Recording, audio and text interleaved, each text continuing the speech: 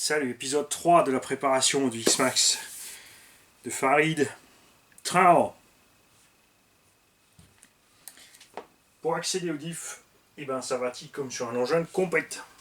Si tu trouves ton embout de visseuse, évidemment, en petit mani, voilà.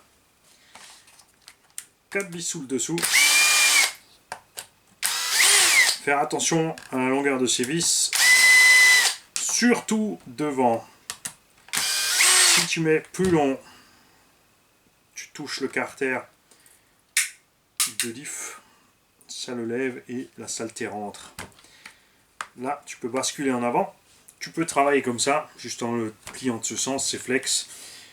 Là, de toute façon, on doit changer les vis, donc on les enlève.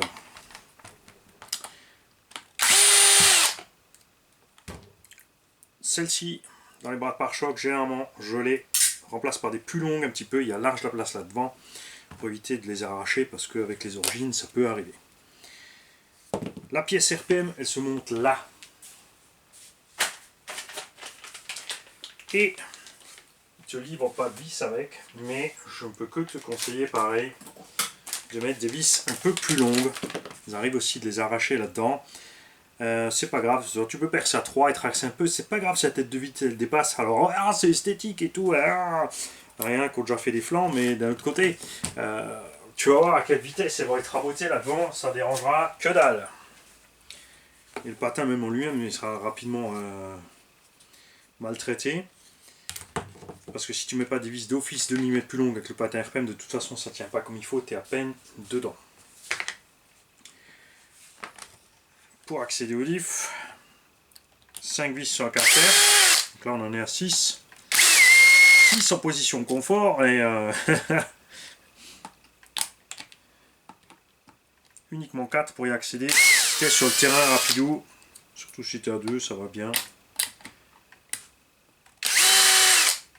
Alors sur le terrain, normalement, tu n'as pas besoin de sortir le diff, je vais te dire. Sauf si tu t'es craché et que tu as arraché ce carter. Ça, c'est ce qui peut arriver. Tu as les vis qui traversent et le carter est posé devant. Même si on a une bonne épaisseur de plastique. Ça nous est arrivé. Je ne dis pas que c'est possible parce que Manière est serré trop fort. Le diff, il est là avec des grosses méchantes dents. Alors attention, l'option GPM, c'est de la merde. Parce que l'option GPM était prévue pour le 6S. Elle est moins solide que les diffs d'origine en 8, surtout que maintenant ils ont changé le descriptif sur 8S aussi pour s'en débarrasser et continuer à les fabriquer et les vendre. Mais non, non, non, tu ne prends pas ça. C'est pas beau. Là, ton diff, regarde, tu l'as en main en moins de 2. Éventuellement, il faudra encore enlever, c'est bon, même pas, un amorto, tu vois, ça passe. Les roulements passent par-dessus les noix, tu peux les changer sans démonter les noix. À l'intérieur, il y a une vis pour ôter la noix, elle est montée à la loctique, donc tu fais gaffe, prends ton temps. Là, je ne mets pas de l'inox à l'intérieur, je laisse les origines. Nous, on va remplacer ces roulements par les autres. Ça tient bien. Alors, le carter est en plastoc. Là aussi, tu as des options alu, mais franchement, j'ai pas encore réussi à déglinguer un de ces carters. Alors, évidemment, si tu fais mouliner, ça chauffe, ça cuit, tu casses l'axe ou quoi que ce soit, je veux bien, mais j'ai pas réussi. Et vous avez vu rouler Big Mama en 4-2, 2 packs entiers, enfin pas 2 packs, pardon, un pack entier, en 2 phases. Ça a tenu. Après, je dis pas, si tu passes 2-3 packs comme ça, à mon avis, à faire le couillon, ça va lâcher. Voilà, on fera ça après. De toute façon, aux vidéos, pas perdre du temps, je suis lancé à travailler. Et tu as le pignon d'attaque qui est là-dedans. Tu peux le sortir par là pour le changer. On a eu quelques blagues. Certaines personnes, moi y compris, on a eu le souci. On a monté un ensemble couronne pignon d'attaque neuf. On s'est retrouvé avec un bruit et quelque chose qui coince. On a sorti le pignon d'attaque, on en a mis un autre et c'était bon. Donc erreur de moulage du pignon d'attaque. Vu que je ne suis pas le seul, il y a au moins déjà 4-5 abonnés qui m'ont contacté à ce sujet-là. Donc petite erreur de moulage. Alors c'est embêtant parce que tu as ta pièce, tu es sur le terrain, tu es sûr de l'avoir, ou tu viens la recevoir parce que tu es en panne, tu montes, ça marche pas. Frustrant. Insister à forcer avec à rouler, ça va abîmer quelque chose. Si c'est la veille du week-end, tu veux rouler, tu es emmerdé. Évidemment, ça sera, c'est remplacé en garantie sans discussion, mais tu as un petit délai. Mais c'est les aléas de l'industrie. Ça, c'est fatal, ça arrive. Moi, je vais le démonter tout à l'heure entièrement, puisqu'on va remplacer tous les roulements. Je veux juste en venir au fait. La plaque GPM se monte là-dessous. La plaque en alu GPM, c'est celle-là. Perso, je mets que l'avant, je mets l'avant et l'arrière. Perso, je mets aussi que le carter alu devant, devant là, ça suffit aussi large. Il n'y a pas besoin de plus. Amorto. Super facile sur le terrain. Alors sur le terrain, moi je change ma tige d'amorto sans démonter là. Je mets la voiture à l'envers comme elle est posée là. Où est ma pointe à tracer? Voilà. Je sors uniquement l'axe inférieur. Ça aussi, hein, sur les triangles RPM, c'est mal prévu pour sortir ces axes. Ça va quand même, évidemment. Hein, je fais ça, là. Ensuite, j'enlève la vis de la coupelle, là. Coupelle et chape Traxxas qui sont toujours les meilleurs. Sur les ProLine, je ne suis pas content du tout. Les chapes étaient vite ovales et les coupelles se déglinguent. Le ressort, il peut se barrer par-dessus. Donc, je vais remonter à l'occasion sur Big Mama 4 coupelles Traxxas. Là, j'enlève mon ressort. Et maintenant, on va voir s'ils ont bien serré la bestiole là. Ouais. On va prendre le chiffon pour voir. Parce que oui, sur certains modèles, j'arrive à la main. Non, celui-là il veut pas. Donc, on va prendre l'outil adéquat. Si on le trouve, les types là. Ouais, qu'est-ce que c'est cette histoire? Prendre ma bonne vieille pince. Alors faites gaffe, hein. Ça, c'est une vieille pince édentée. Tu prends le chiffon, tu pinces évidemment que le plastoc, pas tout le tube. Sinon, tu vas le rayer. Tout que là, c'est pas le mien, alors je fais gaffe.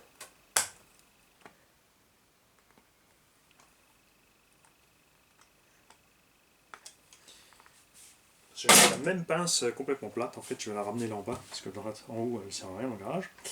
Donc, tu enlèves ceci. Là, je te simule, on est sur le terrain.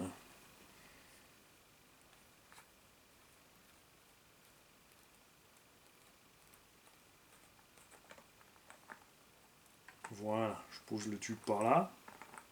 Généralement, sur le terrain, tu t'arranges ta voiture sur posée de travers.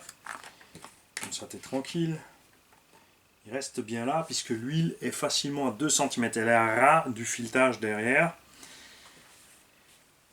On a donc ici le joint torique qui fait l'étanchéité intérieure. On a ici un circlips qui te permet de sortir tous les éléments à l'intérieur de la cartouche, donc les joints toriques qui sont le long de la tige et tout le reste. Ceci est un racleur, il n'y a pas besoin de chaussettes puisqu'on a un racleur. Donc la saleté se reprend sur le bourrelet là, rebiffe et retombe avec le temps. Là, on va installer une tige titane.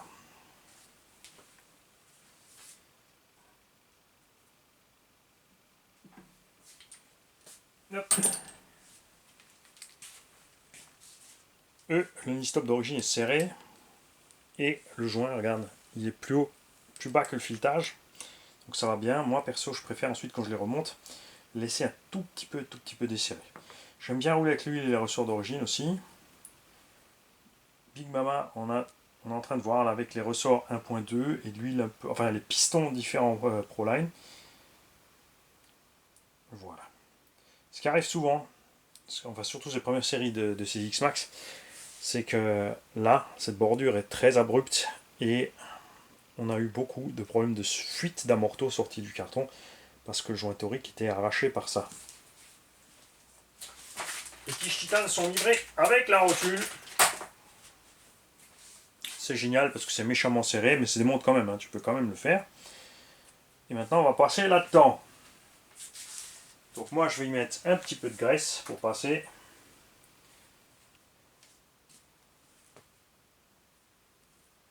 Et on va passer tout en délicatesse. Tu joues un petit peu, tu tournicotes un petit peu. Et surtout, tu fais gaffe, il y a 2 joints. Si ça coince, une solution simple, c'est de retirer la clampe ici. Alors, on va voir si elle va coopérer. S'en foutre le camp.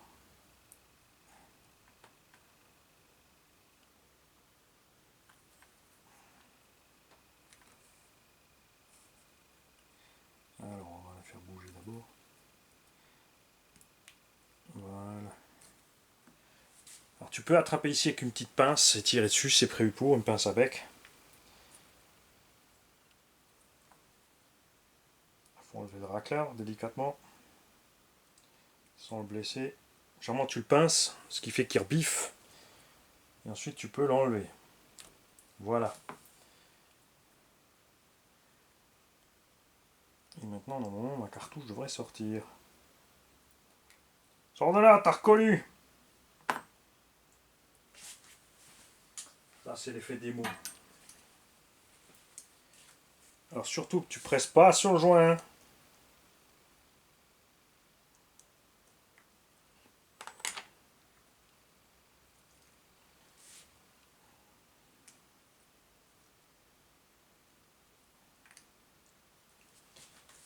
Voilà. Hop. Là, tu as le joint torique. Hop. Alors, ce que tu peux faire, c'est passer. Du coup, tu es obligé de laisser lui en bas.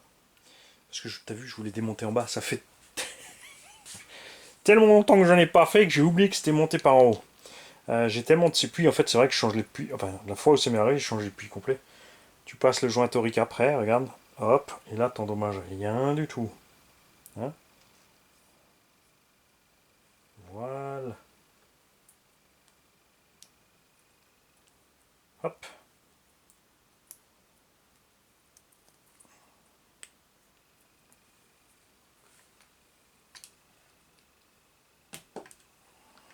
Et c'est fait. Tu regardes que ce soit bien clipsé. Au pire, de toute façon, une fois que c'est monté, ça peut plus se barrer. Hein. Ça, c'est ce qui est cool. Tu remets ton racleur. Et là, tout fonctionne bien. Tu fais gaffe toujours à rondelle en dessous. Piston n'a pas de sens.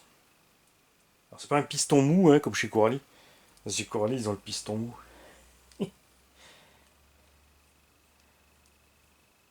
Et là, hop, on va au serrage. Et on revient un tout petit peu. Voilà. Et là, regarde, c'est Mimi Serrara. Mani, il n'a pas fait gaffe, il n'a pas poté et il a tout foutu à côté. Ça, c'est pas bien. Bravo, Mani. Échec, Mani. Donc, tu feras gaffe sur le terrain que ça t'arrive pas. Tu vas travailler un peu plus loin avec ton joint. Ah, je gorrais!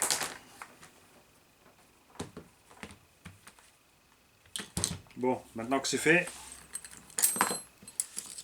on va le sortir. Hein. Hop. Donc sur le terrain, t'imagines que tu as laissé ton X-Max là tranquille, que tu l'as pas bougé. Et une fois que tu as remonté ça, tu as juste à en mettre à l'intérieur. Donc nous allons remplir ça. L'origine, c'est de la 35W, donc plus ou moins 380 ou 400 CST. Vérifiez évidemment ce que je vous dis. Hein. Faites pas n'importe quoi. Parce qu'il est mon flacon, il est là. Tu remplis jusque sous le filetage.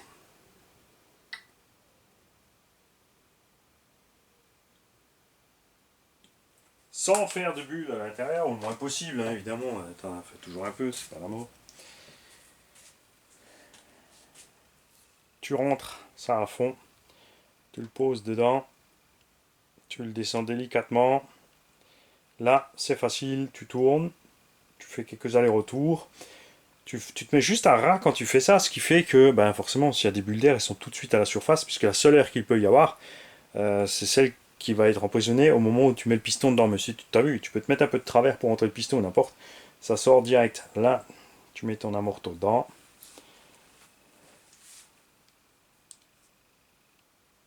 On va le mettre moite-moite.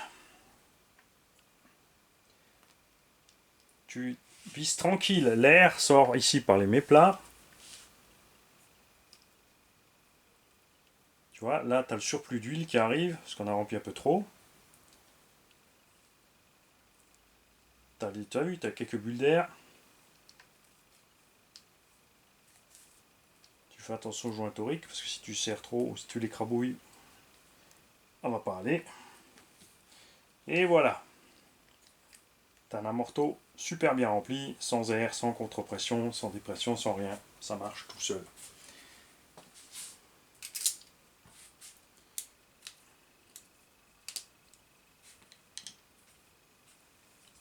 Et là, on mettra aussi une vis inox. Mes deux axes sont là. Parce que tout ça, on va mettre de côté puisque je vais tout démonter. Donc, tu as vu, il y a deux trucs à pas faire. Renverser l'huile et pas regarder la notice. Pas bien. Alors, on va pas le retenter de ce côté parce qu'on sait qu'on va renverser. Quand tu as fait une fois, ça te fait deux fois. Pour atteindre les deux roulements du pignon d'attaque, parce que le pignon d'attaque, lui, comme je te dis, tu peux le sortir par là. Ça, c'est pareil, c'est quelque chose. Ça, c'est par contre quelque chose que tu fais pas sur le terrain. Hein. Mais c'est pour l'entretien, la grande révision. Ou, voilà, comme là, maintenant, nous, tu veux changer le kit. Là, c'est un tout petit peu plus long. Tu dois virer les deux axes de suspension supérieure. Ceux-là sont maintenus ici par des petits capuchons. Pourquoi? Parce que quand tout est monté sur le véhicule, s'ils étaient à ras, juste avec une vis comme ça, tu t'ennuierais à les sortir. Tu peux le faire quand même, mais c'est plus simple pour l'accès. Là, tu peux attraper le bout avec une pince. C'est pour ça qu'ils ont fait ce système. Tout simplement pour la simplicité de la chose. Tu as deux vis là, mais c'est un piège. Ces deux vis ne tiennent pas du tout la tourelle. La tourelle est maintenue uniquement par ces deux axes. Et de ce côté, tu as la pièce qui maintient toute la direction en place dans le chemin. Donc ça là, tu la vires.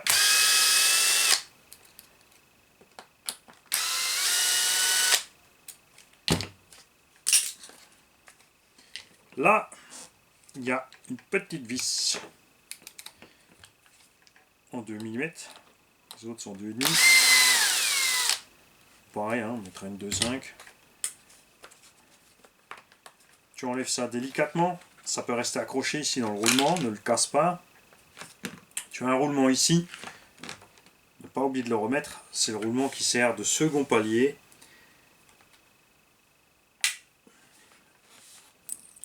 Puisque dans le cerveau, tu as un roulement sur l'axe, enfin deux sur l'axe de sortie.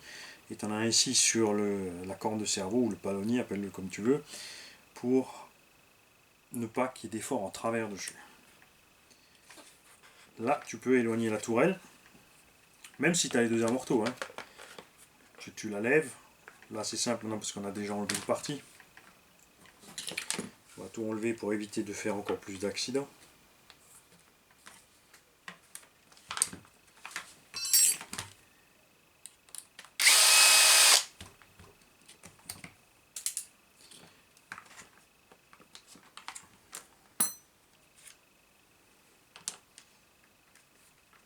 Voilà. Toutes les vis qui sont sur suspension en tête de 2 là ont la même longueur sauf les 4 qui sont à l'embase des amortos. Elles sont plus courtes, tu fais gaffe. Si tu mets une trop longue, tu vas presser de l'autre côté sur la rotule.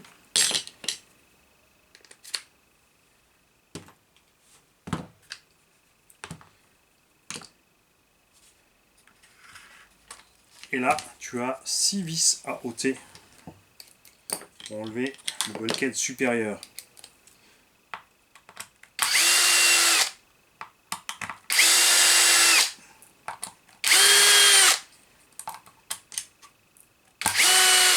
Il n'y a pas de piège, ils ont toutes la même longueur.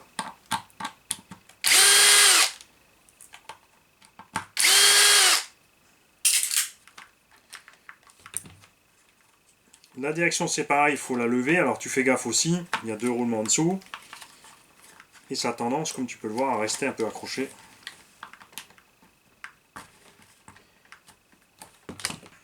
Tu tires pas comme un bourrin, pas l'abîmer. Voilà.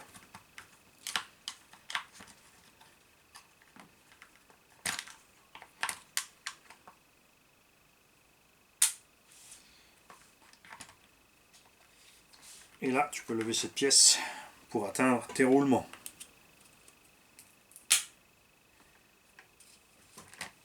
On va démonter le reste. Alors, ces pièces existent en plaque inox, en carbone, en ce que tu veux, pour ceux qui n'aiment pas quand ça rouille. Ça rouille pas très vite, c'est surtout si tu fais pas gaffe à l'entretien de ta machine, si tu la laisses dans le sac. Niveau visserie inox, il y a 2 vis que tu ne pourras pas changer. Ce sont ces deux-là. On va les sortir quand même, puisque on va mettre de l'inox. Celle-là, tu fais gaffe impérativement à avoir la même longueur aussi, parce que sinon tu vas frotter en dessous sur le châssis. On va laisser de côté. Ce Traxxas a des fois des tailles un peu à la noix, que tu ne retrouves pas forcément. Ça va être du 4x15, et en inox, tu auras du 4x16. Et ce petit millimètre, il va frotter sur le châssis, il va bloquer. Regarde, ces vis-là sont spécifiques. Tu vois, tu ne pourras pas les remplacer par des vis inox. Sauf si tu prends une vis 3 mm et que tu mets toi-même un tube dessus. Parce qu'il y a encore 2 roulements là-dedans. Tu vois, un au-dessus et un au-dessus. Là c'est pareil, donc dans la direction elle-même, tu as 1, 2, 3, 4, 5, 6, 7, 8 roulements. À l'intérieur de la direction, et pour changer le ressort par le renforcer, tu as une vis ici à l'intérieur. Voilà. Donc au début, quand on n'avait pas le ressort renforcé, beaucoup d'entre nous mettaient encore une rondelle ici, une grande rondelle en dessous. Ça monte un tout petit peu la pré-contrainte du ressort, ça allait mieux.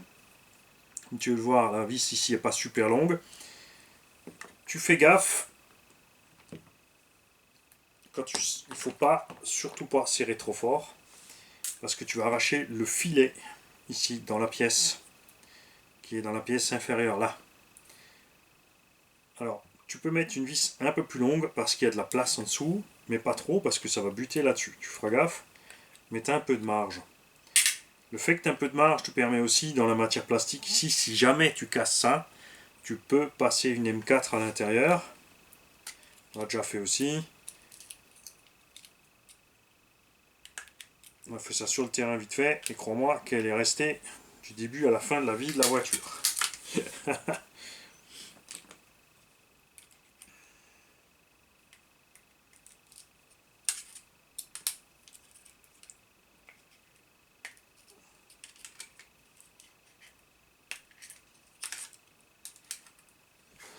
Hop.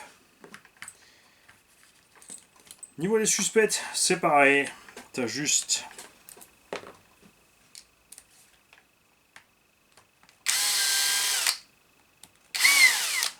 tes petites vis à enlever pour arriver à tous les axes. Ça, on va laisser assembler parce qu'on n'y touche pas. On va juste mettre de la visserie inox.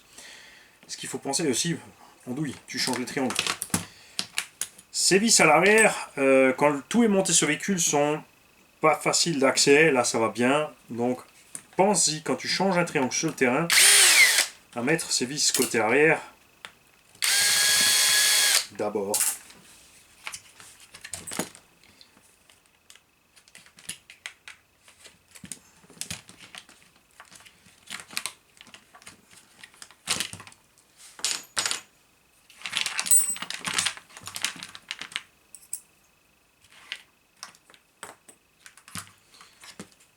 Voilà. Allez hop, on va l'achever ensemble.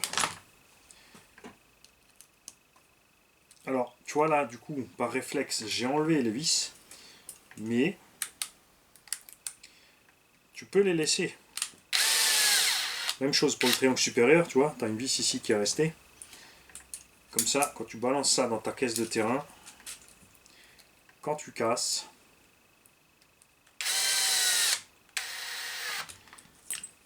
est déjà prêt.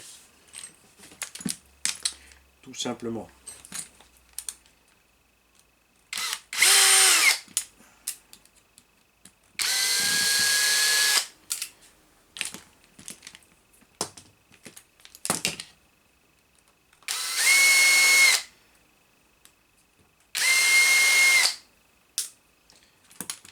Là aussi, tu as les petits capuchons.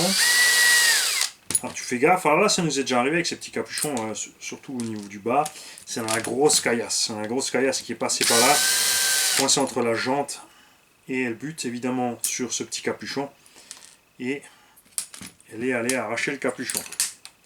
Ces 4 axes aussi ont une taille spécifique. Donc tu ne te fais pas avoir. Quand tu les mets dedans, parce que tu peux les inverser avec les 4 autres axes du véhicule. Il me manque un petit capuchon plastique. 1, 2, 3, 4, 5, 6, 9, c'est bon.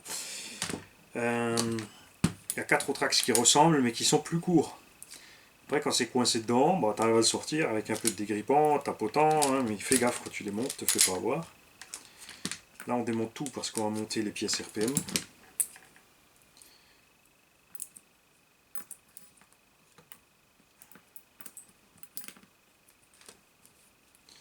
Regarde. Donc ça, ce sont les 4 axes. Et ce qui ressemble, cela c'est plus long, ça va, c'est suspension supérieure. Là où tu peux te faire avoir, c'est d'aller mettre les axes de suspension inférieure dedans. On va laisser ça ensemble. Ensuite, tu en as 6 paresseux qui sont identiques. C'est ces 3 là, donc x2, ça fait bien 6. Ceux qui sont en train de compter.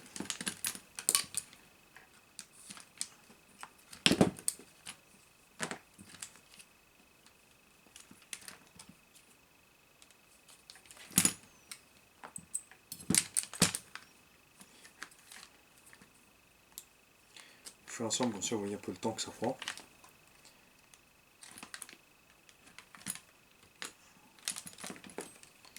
Évidemment, quand tu as déjà roulé, que tout est dégueu, ça prend plus de temps, selon le cas, s'il y a un ou l'autre axe qui est grippé. Donc,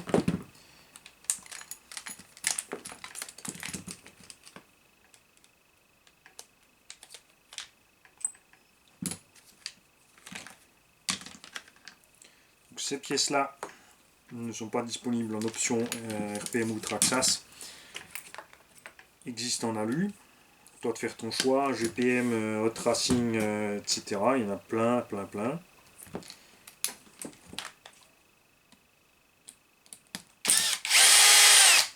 Il y en a plein qui changent les bielles de direction pour avoir plus de précision de direction parce qu'elles sont flex et tout ce que tu veux. Moi je suis vraiment à l'aise avec les origines. Je préfère de temps en temps changer les origines parce qu'avec le temps, à force de flexer tout le temps sans arrêt, elles deviennent trop molles.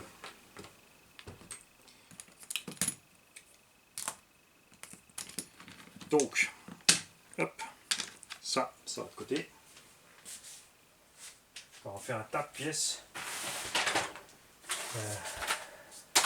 Voilà. Et ce sont donc ces pièces-là que Traxxas, la gauche et la droite, a maintenant remplacé par la version X avec les roulements plus grands.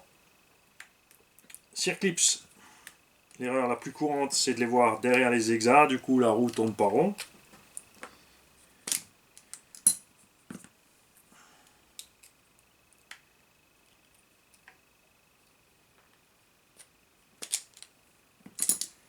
Voilà.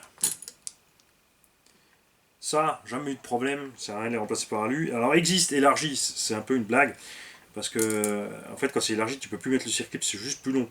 Ça revient au même que de mettre des rondelles, qui sont évidemment la bonne taille du roulement intérieur ici, entre l'exa et ça, et de le faire toi-même.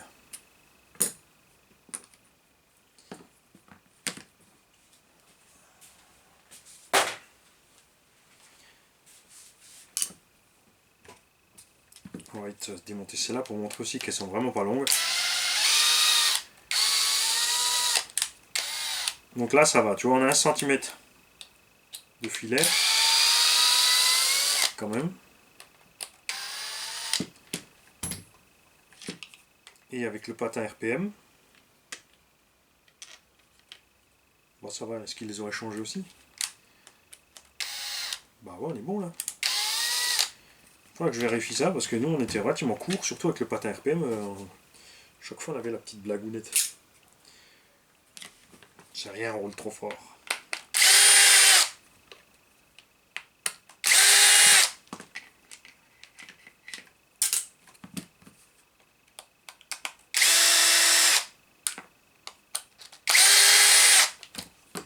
Voilà.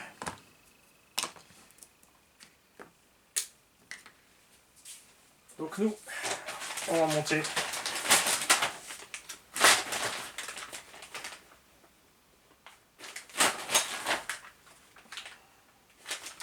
Alors on vient par là. Triangle inférieur renforcé, supérieur renforcé. Plaque alu. Donc renfort pare-choc avant, option aussi. Et porte-fusée RPM.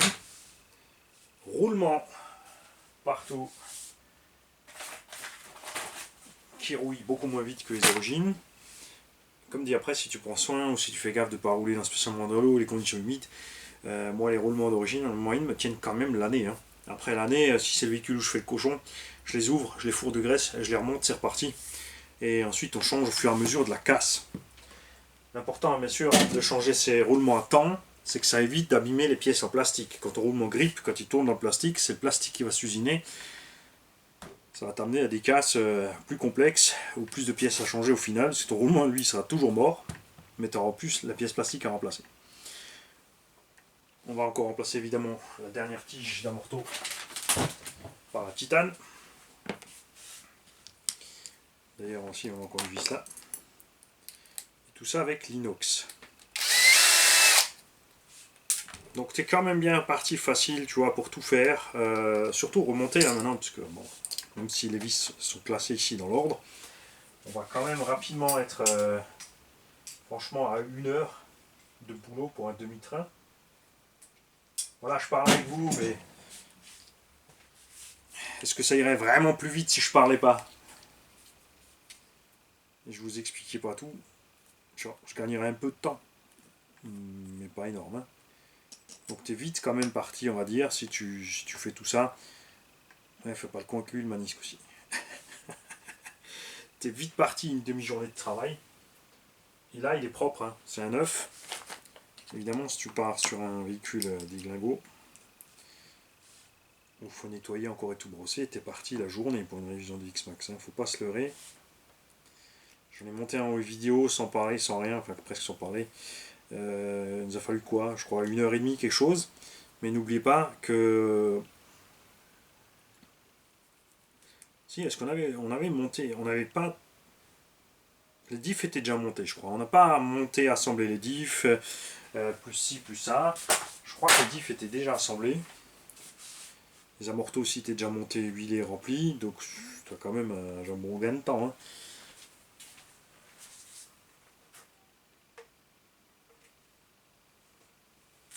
Alors, on va quand même mettre de la graisse là. Alors, on va le refaire dans le bon sens. On va essayer de le sortir avec comme c'est prévu. Ah, c'est chaud, hein. Non, non, c'est bon. Je vais... Hop, tu sors le clips.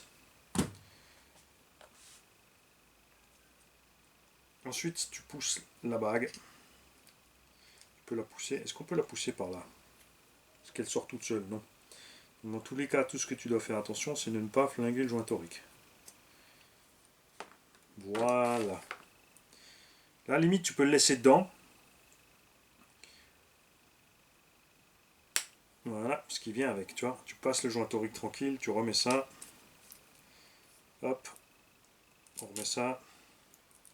On remet ça. On appuie ça en bas. On remet le clips. Clic, il est dedans. Dire bon.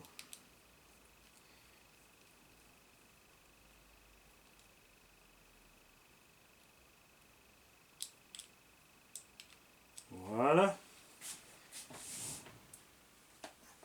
remets une toute petite goutte d'huile. Sur le terrain, ne t'emmerde pas, hein. Tu peux le faire sans. C'est pas la petite gouttelette qui manque qui va poser problème, parce que Traxxas a prévu, il y a quasiment 2 cm en haut. Tu mets dedans, tu tournicotes. Voilà, il n'y a pas de bulle d'air, on descend.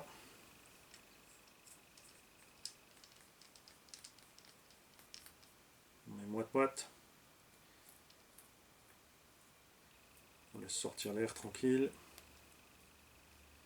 Une fois que tu arrives sur le joint torique, tu ne peux plus laisser sortir l'air, hein, donc assure-toi bien qu'elle soit bien sortie avant. Voilà. C'est pas la peine de serrer à la pince, je sais pas quoi, je les ai toujours serrés à la main, je n'ai pas perdu mes capuchons inférieurs. Et voilà. Hop. Hop. Donc moi je vais remonter ça, tout ça tranquille. Déjà je vais ouvrir tous les paquets. Je vais remonter ça tranquille hors caméra. On fera quand même le train arrière parce que la différence sur le train arrière c'est l'accès au diff arrière. Tout simplement. Enfin au diff central, pas au diff arrière, le diff central lui-même. En outil, tu as vu, il ne faut pas grand chose. Un embout de 2, un de 2,5. La pauvre clé en croix. Une pince à bec. Moi j'utilise une pointe à tracer, tu peux utiliser n'importe quoi de coudé pour sortir facilement les axes ou même de droit, même avec le tournevis ça suffit. Le tournevis jamais trop neuf, hein. Prenez un petit peu émoussé, quelque chose quand vous travaillez comme ça va évite plein de choses. Après t'en fais pas, c'est pas parce qu'il est émoussé qu'il ne rentrera pas dans le doigt. Il rentrera quand même dans le doigt, par contre il abîmera moins vite tes pièces. Moi je mets les vis sur un tas. Si vous n'avez pas l'habitude de démonter et remonter, et encore tu vois, regarde, c'est quand la dernière fois qu'on a démonté une cartouche d'un morteau Traxxas. Je crois que ça fait 5 ou 6 ans. Sur le premier, et encore, je sais même pas. Je ne crois même pas qu'en vidéo, je vous ai démonté une cartouche inférieure d'un morteau Traxxas. Il me semble même pas que j'ai fait ça, parce que comme mes amortos étaient morts, j'ai tout simplement acheté une paire à 30 $. Les pièces détachées coûtent chez nous beaucoup plus cher, donc ça n'avait pas le coup. J'ai acheté deux amortos entiers à 30 $. Je ne me souviens même plus vous avoir démonté une telle cartouche, et tu vois, je ne savais même plus dans quel sens la démonter. Tellement habitué à ce qu'en 1/8 ça sorte par en bas. Voilà. Après c'est sûr, si tu n'as que ton X-Max, tu as déjà démonté une fois, tu le sais. Bon, maintenant tu le sais, c'est par en haut. Tu sais aussi que tu ne renverses pas ton huile, hein, méchant manie. Et voilà. Quand je vais remonter les roulements, ce que je vais faire, ce que j'ai l'habitude de faire, alors ça dépend. Si c'est un engin qui va rouler dans le propre, maintenant comme mon X-Max d'origine, je vais laisser origine. Là maintenant l'utilisateur, je ne sais pas où il va rouler avec, donc par mesure de prudence on va le faire. Dans toutes les demi-coupelles là où vont des roulements, je vais mettre un tout petit peu de graisse. Alors n'en mets pas une tonne, parce que si tu mets trop de graisse, elle n'arrivera pas à sortir. Tu mets ça dans les deux demi-coupelles évidemment, t'en mets là et t'en mets là. Et comme ça quand tu fermes, ton roulement est pris dans un film de graisse, ce qui évite, si tu as des roulements dont la cage n'est pas inox, que la cage rouille facilement. Ça empêchera l'eau d'arriver à la cage. Tu n'en mets pas 3 tonnes parce que ça va faire pression, tu n'auras pas posé proprement ta pièce, elle va se déformer. C'est la même chose quand tu mets des vis. Maintenant ici par exemple dans le bulkhead, admettons tu as endommagé les pas de vis. Donc selon le cas, certaines vis, tu vois, débouchent en dessous, donc tu peux percer à travers les 6 d'ailleurs ici, tu vois, tu peux percer. Et mes des vis un peu plus longues, 1 mm ou 2. Si tu montes en diamètre, c'est du 4. Il faudrait trouver du 4,5 parce que si tu mets des vis de 5, ici tu vois, tu as la portée des roulements à côté. Donc on en a vu certains mettre des vis à bois comme ça dedans. Le problème c'est que tu déformes la portée de tes roulements, tu presses sur les roulements, donc le véhicule force, ça s'abîme plus vite. Et surtout que la pièce au-dessus, ça c'est très très important en mécanique. Beaucoup se font avoir, enfin même avec le bois, hein, peut-être le bois encore plus vite. Hein. L'exemple des meubles Ikea ou autres, c'est que quand tu passes une vis à travers 2 pièces qui doivent être assemblées, il est nécessaire, tu crois que je vais arriver à la mettre dans le bon sens, que la pièce primaire soit en contact et que la vis ne serre que dans la deuxième partie de la pièce. Ce qui veut dire que si tu mets ici une vis plus grosse, si tu as envie de mettre une 4,5, tu dois percer cette pièce à 4,5, enfin idéalement 4,6, 4,7, pour que la vis ne tienne pas là-dedans. Elle doit juste serrer là-dedans. Et beaucoup, quand ils mettent des vis à bois, ça se voit souvent quand tu vas assembler deux planches de bois précisément, ils passent à travers le tout, mais la vis va coincer là-dedans, elle va être serrée là-dedans avant d'être serrée là-dedans, donc il y aura un écart entre les deux pièces. Tu ne seras pas parfaitement en place. Si elles sont plus grosses en diamètre, tu vas déformer la pièce. Résultat, tu vas pas rouler longtemps derrière. Ça va vraiment casser un moment parce que c'est plastique, c'est flex, c'est tout ce que tu veux. Mais après, c'est réglé. Une fois que ça foire, ça foire. Ça peut être l'ultime solution quand tu sais que ta machine est au bout. Et voilà. Et que tu as fait 800 bornes pour aller rouler et que tu veux pas rentrer à la maison parce que ça tient pas. Comme dit, tous les tutos séparément sur les diffs, les suspensions, les machins, tout est dans la playlist Xmax. Là, j'ai fait juste un petit récap au passage. Et c'est très bien. Vous avez vu à quoi sert de faire les récaps. Ça m'a permis moi-même de voir que j'étais trop con pour démonter un capuchon d'embase d'un morteau tout de suite comme ça, facilement, sur le plan. Hein, comme quoi, ce que je dis toujours, maintenant, je le resais. Très probable que dans 5 ans, j'aurais re-oublié et que on se fendra encore, vous pourrez encore une fois, et moi y compris, me foutre de ma gueule. Salut à tout le monde.